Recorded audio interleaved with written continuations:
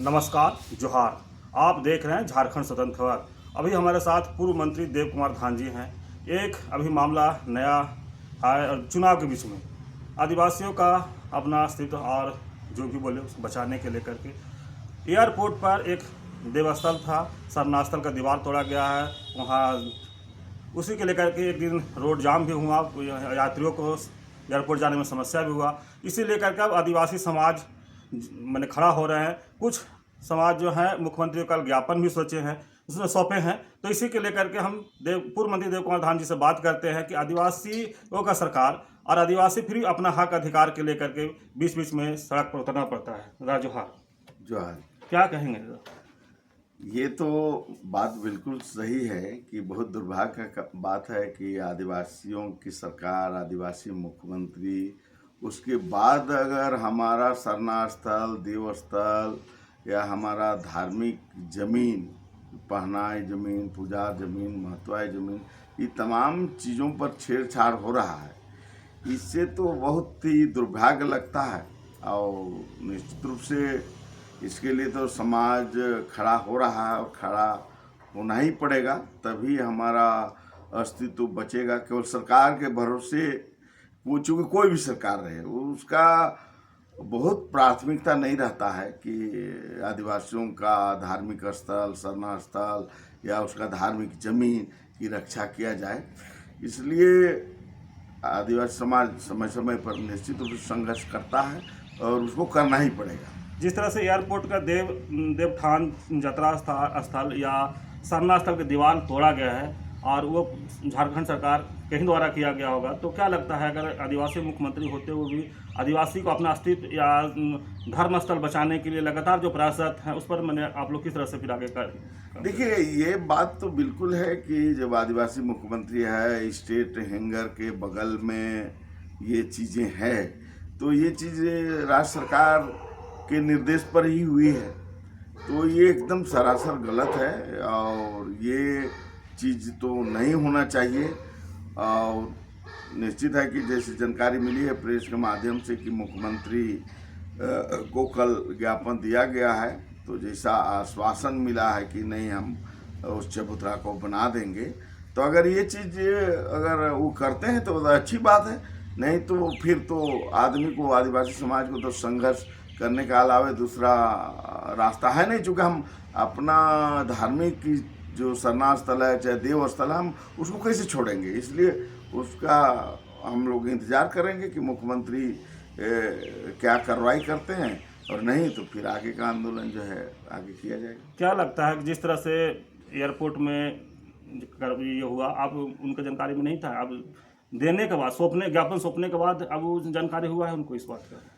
हो सकता है कि हर चीज़ को मुख्यमंत्री का जानकारी में नहीं होता है, तो संज्ञान में दिया गया है सामाजिक संगठन के द्वारा, तो हम लोगों को निश्चित रूप से लोकतंत्र में इंतजार करना चाहिए कि वो क्या कार्रवाई करते हैं, और नहीं तो फिर बड़ी संघर्ष के लिए हमारा समाज तैयार है। लेकिन लगातार झारखंड का मतलब 24 साल हो गया, लेकिन आदिवासी हर बार कहीं ना कहीं उपेक्षित महसूस करते आ रहे हैं, और वो अपना फिर वही मैंने क्या बोले कि रोड पर या धरना या दे करके लोग जगाना चाहते हैं, अपना हक मांगना, तो आज भी इसका जरूरत है।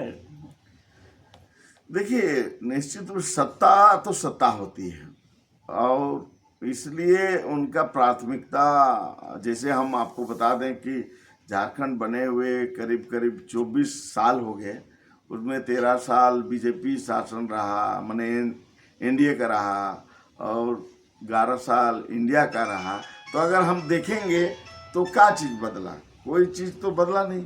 तो इसलिए हमको तो संघर्ष करना ही पड़ेगा, क्योंकि सत्ता बदलने से और दल बदलने से, मुख्यमंत्री बदलने से झारखंड की कोई व्यवस्था में तो परिवर्तन आया नहीं। क्योंकि अब अगर देखेंगे तो बिहार जो है गरीबी में पूरे देश में 31 नंबर में है, जबकि 40% खनिज पदार्थ बताया जाता है कि पूरे देश के जितने खनिज पदार्थ हैं उसमें 40% झारखंड में है।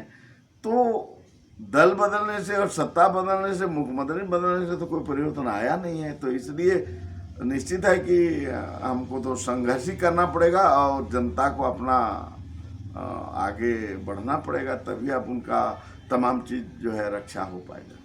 लगातार देखने को मिलता है कि जल जंगल जमीन या अपना अस्तित्व या धर्मस्थल बचाने के लिए आदिवासी समाज लगातार मैंने प्रयासरत है, फिर भी कहीं न कहीं इस तरह का घटना देखने को मिलता है। देखिए क्या है ना कि दुर्भाग्य ये है कि जहाँ जहाँ आदिवासी लोग बसे हैं खनिज पदार्थ वहीं है, और खनिज पदार्थ देश के लिए लोग लेना चाहते हैं, पूंजीपति लोग लेना चाहते हैं। तो अगर देखिएगा तो जो पूंजीपति और एक आम आदमी के बीच में संघर्ष सदियों से चल रहा है, और ये संघर्ष चलता रहेगा आपको।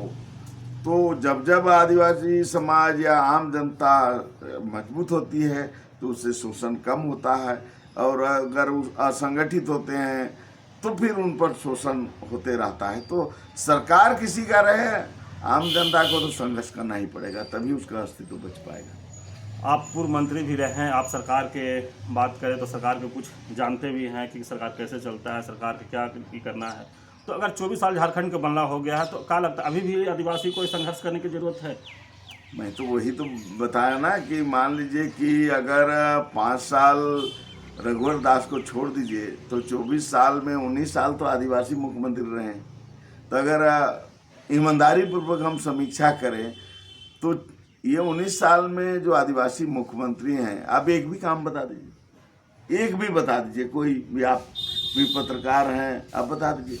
तो निश्चित है कि हमको संघर्ष के अलावा हमारे पास कोई उपाय नहीं है। लेकिन इसमें तो हम ये कहेंगे कि आम जनता भी बस मंदिर मस्जिद ये ईसाई सरना लटपट के चक्कर में फंसी हुई है, और जो मूल चीज़ें हैं उस पर आम जनता का भी ध्यान नहीं है, इसलिए ये हमारे साथ इस तरह का दुर्गति हो रहा है। तो हमको निश्चित है कि मुद्दे पर समझ के लोगों को आगे बढ़ना पड़ेगा। तो यही सरकार है, काम करेगी, यही बीजेपी, यही कांग्रेस, यही जेएमएम जो है, अगर जनता खड़ी होगी तो निश्चित है कि ये लोग काम करेंगे। लेकिन इसी चीज़ को देखते देखते तीसरा फंड भी एक तरह दिख रहा है, जयराम महतो वाला। वो भी बोलते हैं कि हम मुख्यमंत्री बनेंगे, लोग उनका समर्थक घोषणा भी कर देते हैं कि मुख्यमंत्री ये लायक हैं। तो क्या लगता है कांग्रेस बीजेपी की बात करें या जेएमएम की बात करें, अगर जेबीकेएस का जो जयराम महतो अगर आएंगे तो क्या इस तरह का सुधार होगा? देखिए इतना आसान नहीं है। देखिए आंदोलन से सत्ता बदल सकता है लेकिन व्यवस्था नहीं बदल सकता है। किसी को मुख्यमंत्री के पद से, मंत्री के पद से आप हटा सकते हैं, लेकिन व्यवस्था में कोई परिवर्तन जयराम नहीं ला सकते हैं। क्योंकि इसके लिए जब तक आम जनता को तैयार नहीं किया जाए कि भाई उसके बगैर जो है, क्योंकि अगर देश में अगर आप देखेंगे तो अब दोनों का तो सरकार रही है, बीजेपी का ही रही, कांग्रेस का भी रही है, सारे लोग रहे हैं, लेकिन क्या व्यवस्था में परिवर्तन आया? तो इसलिए जयराम आए कि सीताराम आए, उससे कोई अंतर पड़ने वाला नहीं है। इसमें जब तक जनता जागरूक नहीं होगी तब तक कोई व्यवस्था में परिवर्तन नहीं आएगा, मेरा मानना है। जिस तरह से कल आदिवासी संगठन के द्वारा मुख्यमंत्री को ज्ञापन सौंपा गया है, तो क्या लगता है ज्ञापन सौंपने के बाद संज्ञान में लेकर के और जो चबूतरा है या दीवार गिराएगा उस पर काम होगा?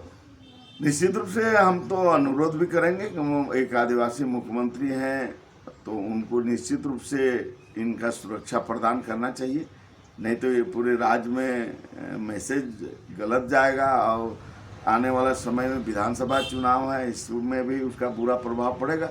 इसलिए निश्चित रूप से इसको संभालने के आदिवासी का भावनाओं को सम्मान करना चाहिए।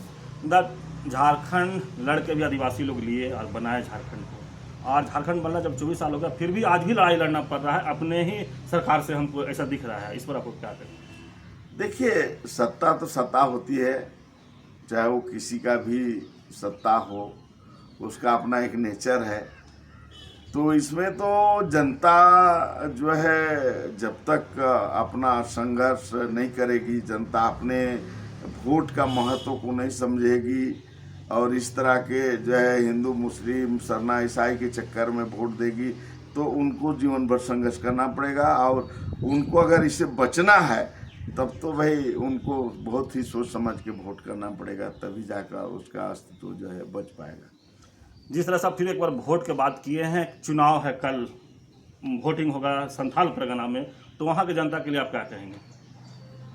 निश्चित रूप से हम ये कहेंगे कि आज के समय में तो हम जरूर ये बात कहेंगे कि भाई आप जो है इंडिया गठबंधन को ही वोट दीजिए, क्योंकि बीजेपी को वोट देना माने पूंजीपति को वोट देना, पूंजीपति माने जो है वो शोषक वर्ग होता है।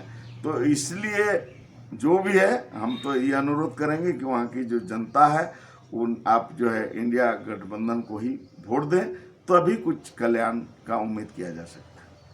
चलिए, अभी पूर्व मंत्री देव कुमार धान जी बताए कि जिस तरह से आदिवासियों का एक मामला उठा था एयरपोर्ट में, जो सरना का दीवार गिरा दिया गया था प्रशासन के द्वारा, तो उसके लेकर के 2-3 दिन से मामला चल रहा था। फिर कल कुछ आदिवासी संगठन ने प्रेस कॉन्फ्रेंस कर कुछ बात रखे और उसी को लेकर कल मुख्यमंत्री को ज्ञापन भी सौंपे। ज्ञापन सौंपने के बाद लगा कि इस पर कार्रवाई होगा, और जिस तरह से उन लोग बताए कि दीवार और जो भी वहाँ जो छेड़छाड़ हुआ है उसको ठीक करने, उसी पर पूर्व मंत्री देव कुमार धान ने बताया कि सत्ता जो है एक अलग चीज़ है और आदिवासियों को संघर्ष करना पड़ेगा, अपने धार्मिक स्थल कहें या जीवन में जल जंगल जमीन को बचाने के लेकर के कहें। तो अब रहा कि जब संथाल परगना में कल चुनाव वोटिंग होगा, उस पर भी एक संदेश दिए कि इंडिया गठबंधन का ही वोट करें लोग, तो अच्छा होगा, क्या कि बीजेपी पूंजीपतियों का सरकार होता है। तो आप समझ सकते हैं कि पूर्व मंत्री देव कुमार धान विशेष तौर से क्या बताना चाहे, क्या कहना चाहे। अगर पूरा वीडियो देखेंगे पूरा समझ में आपको आएगा। और इसी तरह खबर को देखने के लिए आप झारखंड स्वतंत्र खबर से जुड़े रहिए। जोहार, नमस्कार।